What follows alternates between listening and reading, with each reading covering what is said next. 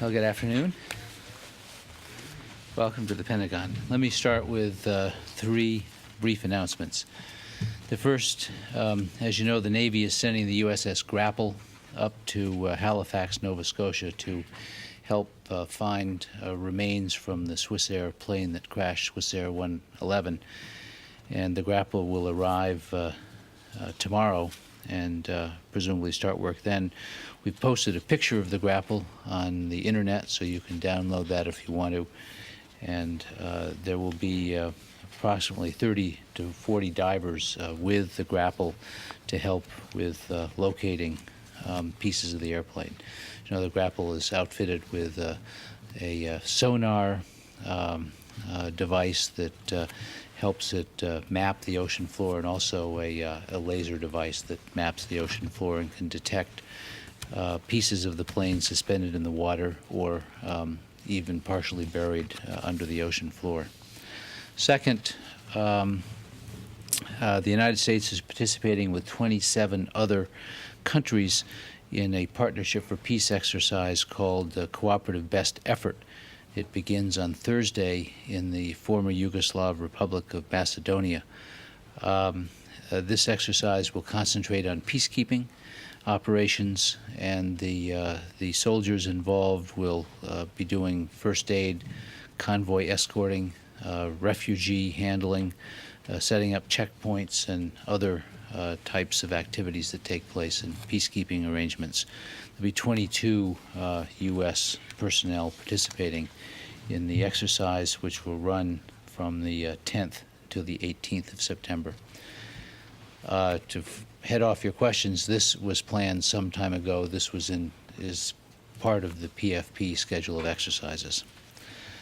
Finally, tomorrow, weather permitting, a U.S. Air Force C-17 Globemaster will transport the whale from the Free Willy movies from Newport, Oregon to Iceland, where the whale will be put into a tank in colder waters and I guess ultimately released into the oceans if things work well. So tomorrow, a whale of a story for you, a Globemaster carrying a whale to Iceland. With that, I'll take your questions. Charlie. Ken, does the United States or the Pentagon have any evidence to support or refute North Korea's claim that what the United States and Japan says was a Type 01 missile launch on the 31st, I believe, was in fact a satellite launch? And there are reports by the TASS news agency that North Korea may be ready to launch another missile tomorrow. Well, on the first question, we are not able to confirm the North Korean assertion that it launched a satellite on August 31st. Spacecom, U.S. Spacecom, the Space Command, is in the process now of looking at a wide array of evidence that we have collected about this, and it will take some time to complete the analysis. But right now, Spacecom has not observed any object orbiting the Earth that correlates with the orbit announced by the North Koreans in their public statements. Second, Spacecom has not observed any new object orbiting the Earth in an orbital path that could correlate with North Korean claims.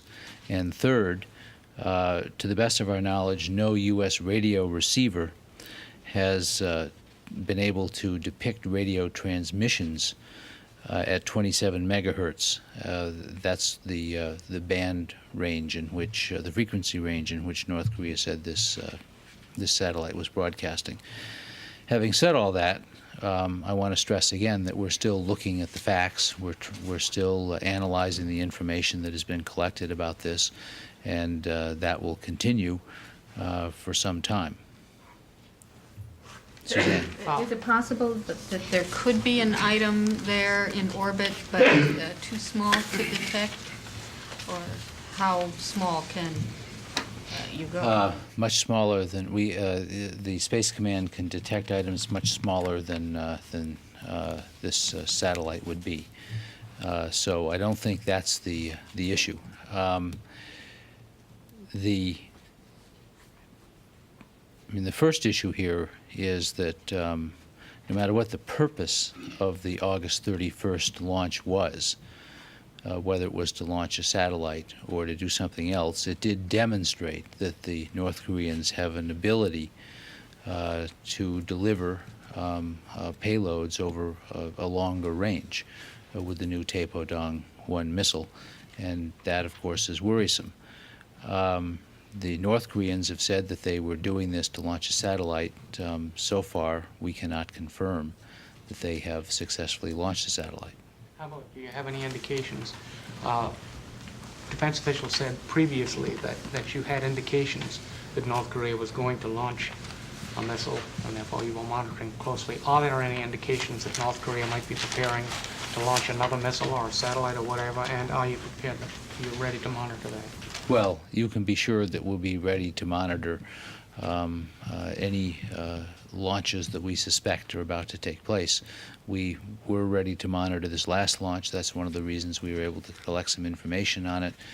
As I say, it takes a while to correlate and analyze all that information, and that's what the Space Command's doing now. Do you suspect that another is about to take place? Are there indications that another... I don't want to comment on that at this stage. Yes? Do you have any indication that there may have been a third stage on this rocket?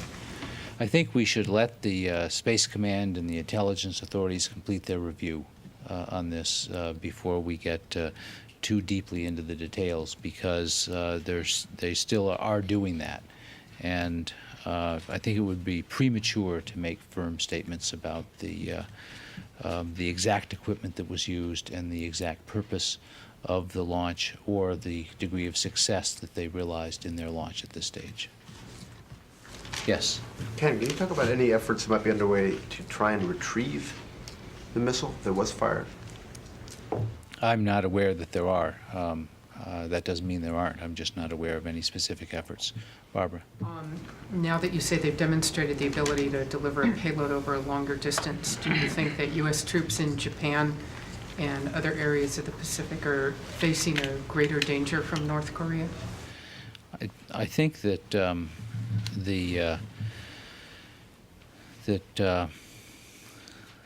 any country that would contemplate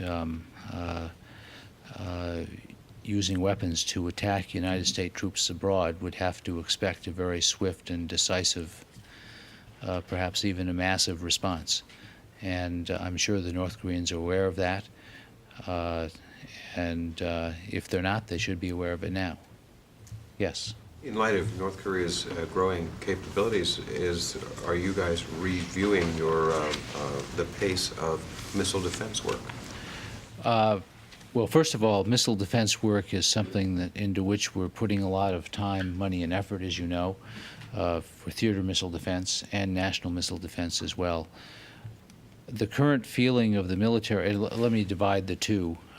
Most of the reports recently have been about theater missile defense programs, the THAAD program, and some of the problems with that program.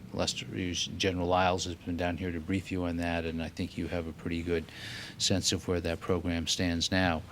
The National Missile Defense Program is one where we have a so-called 3+3 program, 3 years in development, and then starting in the year 2000, 3 years to deploy, if a decision is made to deploy in the year 2000. In other words, 3 years from a decision to deploy and to actually deploy.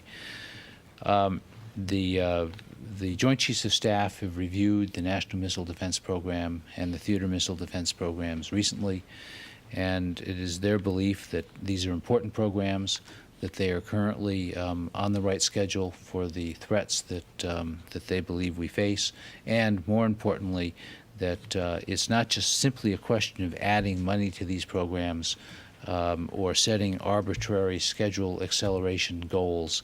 It's a matter of making the current programs work, and that's what the missile designers and builders are trying to do right now.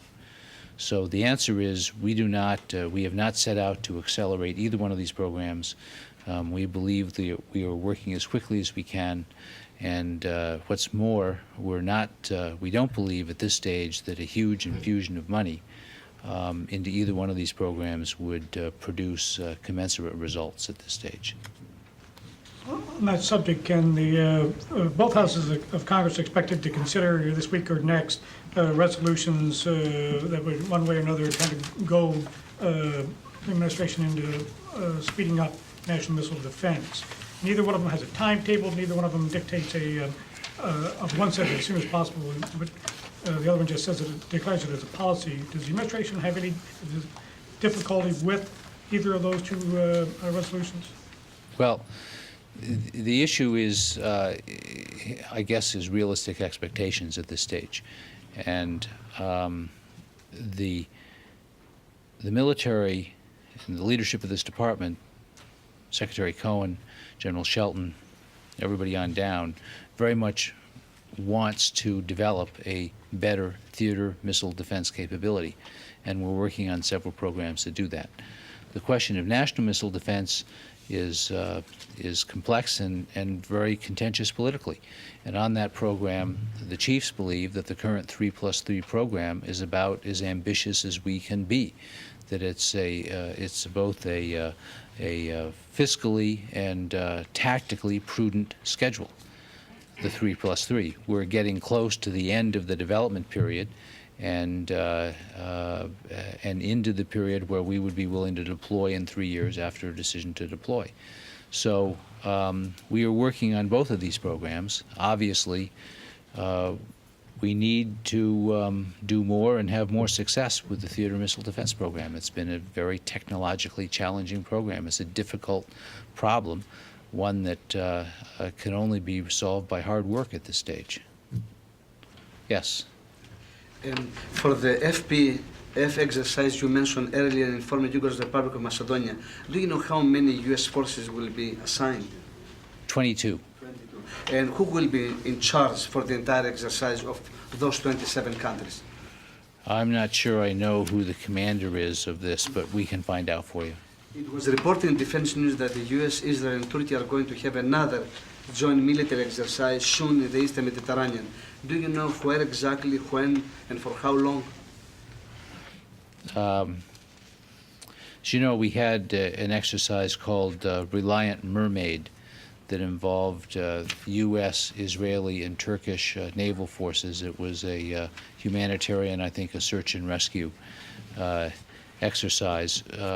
We are currently planning a similar exercise, but the details haven't been worked out, and one of the details that has not been worked out is the timing of the exercise. Are you going to invite Greece, since it's for stability and the peace in the area?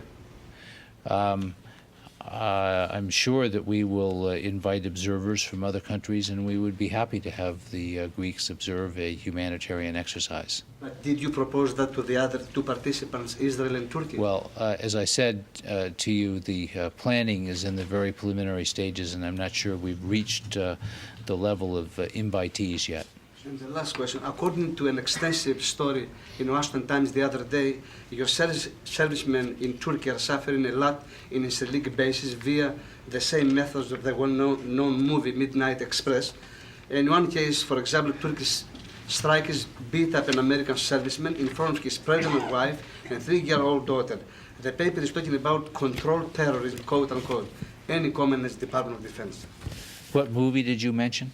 Midnight Express. Oh, I haven't seen that movie. They use the same methods, exactly, according to the story. Was that a movie about Turkey? That's exactly. I haven't seen that movie, so I can't comment on that or its methods. Let me just tell you that the strike is continuing, and that the paramount goal of the U.S. Military commander at Incirlik and also at Izmir is the safety and security of the American community. There have been several incidents, but the Turkish police are working with the military security forces to hold those incidents to a minimum, and we are working hard, one, to protect the people, and two, to resolve the strike. But there has not been I don't believe there's been a meeting between the union and the negotiators for the military since late last week. I think the 4th of September was the last meeting. Yes. Could you give us a little later post-strike assessment in Afghanistan, the effectiveness of the Tomahawk strikes? Were there actually duds? And is Bin Laden on the move? Has he left Afghanistan? I'm not prepared to answer any of those questions. Yes. General Counsel's office has, for some time now, been reviewing the service's equal opportunity policies regarding early retirement and promotions as well. Last week, the Air Force settled a lawsuit in which it agreed to pay $3.5 million to 85 white colonels who said they were forced out of the service early because of those existing policies. Has the General Counsel's office, A, completed its review of that language, and B, if so, did that have any kind of a role-playing effect on the... I'm afraid I don't know, and I'll get the answer for the question and get back to you on that. Suzanne. Can you give us an update of the status around the Iranian border, movements of troops or exercises there in regards to Afghanistan? Sure. Well, the Iranians had a military exercise along fairly close to the border, I think within 20 kilometers of the border with Afghanistan. And according to Iranian reports, they had 70,000 people involved in that exercise, and that the maneuvers have ended, but they've decided to leave their force there in the area. And we have observed that they have left a fairly substantial force in the area, in the border area, and it has with it some tanks and artillery, APCs, some at least one anti-aircraft battery, etc. Having said that, the leaders of Iran have said that they do not plan to attack, and that they are leaving their troops there for defensive reasons. And the UN Security Council has called for a peaceful resolution of the dispute between Iran and Afghanistan. We co-sponsored a resolution calling for the safe passage out of Afghanistan of various Iranian personnel. So right now the troops are there. The Iranian leadership has said they do not plan to attack, and the UN Security Council has called for a peaceful resolution of the dispute. I think in sum, that's the situation. Yes? On the terrorist strikes, do you anticipate ever being prepared to discuss more detail about BDA and so on, or not? And if not, why? Well, I think ever is a long time. There may be an appropriate time for us to discuss them, but it's not today.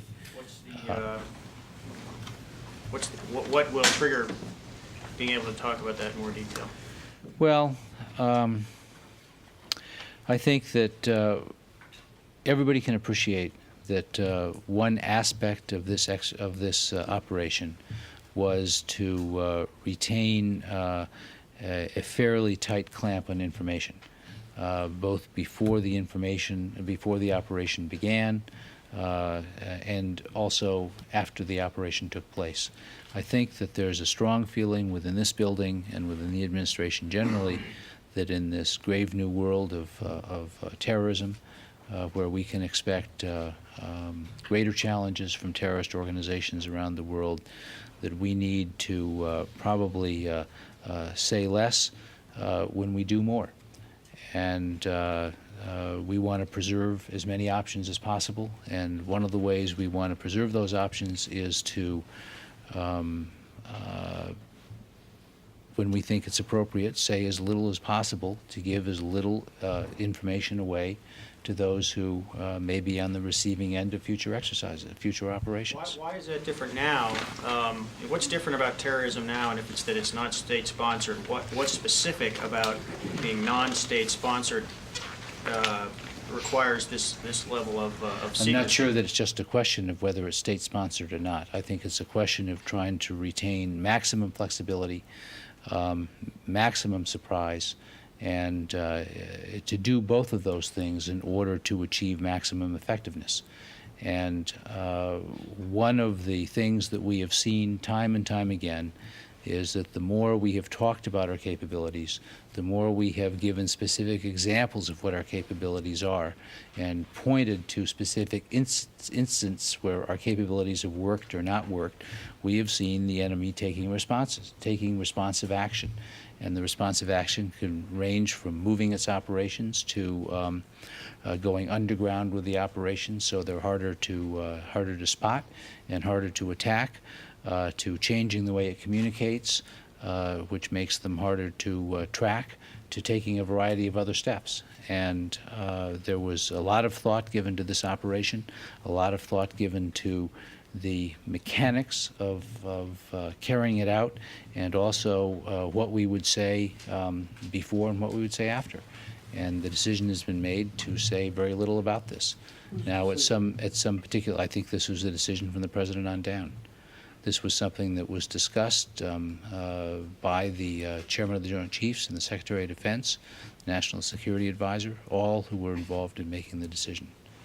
Yes? In the briefing by the Secretary and the Chairman, a couple of assertions were made about the plant in Sudan that was attacked. One, that bin Laden had an ownership stake in it, and two, that it didn't make medicine. These both seem to be not true, and I wonder, was the intelligence just bad, or did the officials' briefing just make a mistake, or why did they say that? I think that I should let the intelligence community talk about the intelligence, and it would. So I invite you to direct those questions to the appropriate people. But we believe now, as we did at the beginning, that this plant does make EMTA a precursor for VX. We went to considerable efforts to get soil samples from around the plant. We do believe that there is some financial arrangement between Osama bin Laden and elements in Sudan, possibly those related to this plant. And I think that that's, we've been very clear from the beginning that the main reason that we launched this attack was that we believe that they were trying to develop a capability to produce VX, which is a weapon of mass destruction. So you would say that, for example, that legitimate medicine was just another activity which would not change your view of... Well, the fact of the matter is we've learned in Iraq, where we've had considerable experience trying to sort out exactly what their weapons of mass destruction programs are, we've learned there that that almost all facilities that produce chemical or biological weapons appear to be, are said to be, or are disguised to be dual-use facilities. And frequently the same type of equipment that you need to produce a fertilizer or feeds could be used to produce biological weapons, for instance, or some of the equipment you could use to produce pesticides could be used to produce chemical weapons. So we assume that many of these facilities either are or appear to be dual-use facilities. Yes. Senior intelligence official told us after that attack, right from that podium there, that the United States had no evidence that commercial products were being produced and sold by that plant. I mean, how could it be so far off base? It's obvious. As I said, I think that those are questions that are best directed to the intelligence community. Yes? Was Secretary Cohen quoted accurately in the New York Times several days ago when I believe basically he said that the United States did not know until 3 days after the attack that the plant made medicines? Was he quoted accurately on that point? My understanding is he was, yes. I wasn't there when he said that, but my understanding is that that was an accurate quote. So when you attacked it, then you did not believe it was a dual-use facility. You believed it was solely a chemical weapons plant? Well, we believed it was a plant producing that was using a precursor that we believe can only be used or is only used to produce VX. And whether it was producing it there or whether it was combining it with other substances, I think is still open to question. But we believe that EMTA was in use there.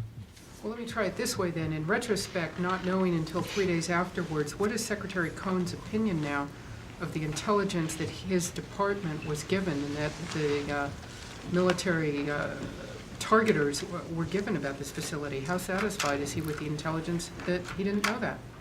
Secretary Cohen is, I think, very confident that the intelligence that the government developed on EMTA at that facility is correct intelligence. Right, but what I'm asking is,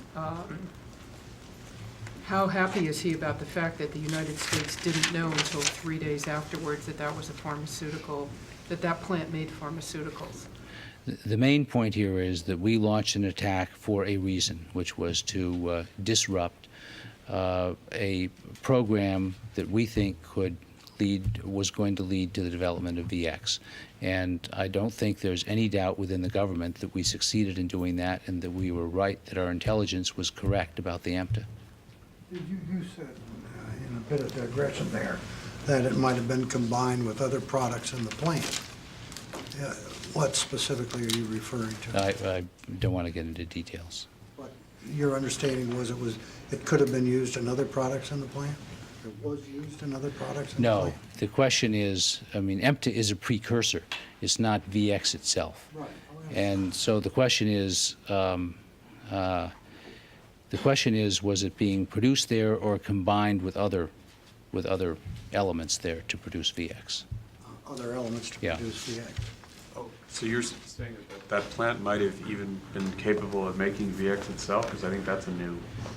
I'm not saying the plant was capable of making VX. I'm saying we thought this was a plant that was a part of a program or part of a scheme to manufacture VX. Where it fit in, I'm not going to comment at this stage. Well, the Western engineers who consulted on the building of that plant basically say that it did not have the necessary equipment to do. It could do something on the level of EMTA, but it could not make VX. There have been a series of reports on this, and I understand that studies and investigations will continue on this. Yes? In the same vein, the Pakistani government, as late as the end of last week, has been saying through its official press that 5 U.S. cruise missiles landed in Pakistan and killed 11 Pakistanis. Are you saying that right now you can't even refute that? I'm saying I'm not going to comment on bomb damage assessment at this stage. Yes? Different subject. Sure. Has the Secretary been in touch with anyone in Russia about the state of military forces there, given the disturbances in the economic and... Well, I'm not aware that he has. Obviously, our government is devoting a lot of attention to that right now. I'm not aware of specific phone calls that the Secretary has made to Russia or had from Russia. He did discuss that this morning at one of his meetings, discuss the situation in Russia, and he is following it carefully along with other people in the government. Yes? So I have learned that you will soon issue a review of East Asian strategy. Right. When would you have that? Well, that's a good question. I thought it was going to be ready about a month ago. I'll try to get a date. I know the draft has been around for a while, and I would hope it would be out relatively soon. Yes? On SwissAir, you talked about the grapple going up. Is Right. the department sending anything else, like forensic experts up, to help the Canadians? Well, we will send what the Canadians request, and I'm not aware of a firm request at this stage. Something could have come in this morning, but we will be as forthcoming and as helpful as we can be in response to the Canadian request. Thank you. Did we monitor anything from the SwissAir cockpit? I don't know. Yes. Dr. Gansler's quoted last week as saying that the defense budget is in a death spiral and that major programs may have to be canceled. Does the Secretary share that opinion? Can you enlighten us as to what programs are on the block? Well, I can't enlighten you about specific programs, but I can tell you that the mathematics of the defense budget are clear and cruel. If we aren't able to achieve the savings that we want to get and need through BRAC and other means, savings that we hope to channel into procurement and readiness over the next decade or so, we won't be able to have as much procurement or spend as much money on readiness as we plan to do that. And I think that Secretary Cohen made an allusion to this last week when he was at Fort Drum in Watertown, New York. He pointed out that he was asked a question about BRAC and the need for BRAC, and he said that our procurement plans in the future for a series of big-ticket items, aircraft in particular, are based on generating savings from BRAC. And if we don't get savings that way or other way, we will either have to do one or two things. We have to get more money from other sources, or we'll have less money to spend. And that is the cruel math of the defense budget. Thank you.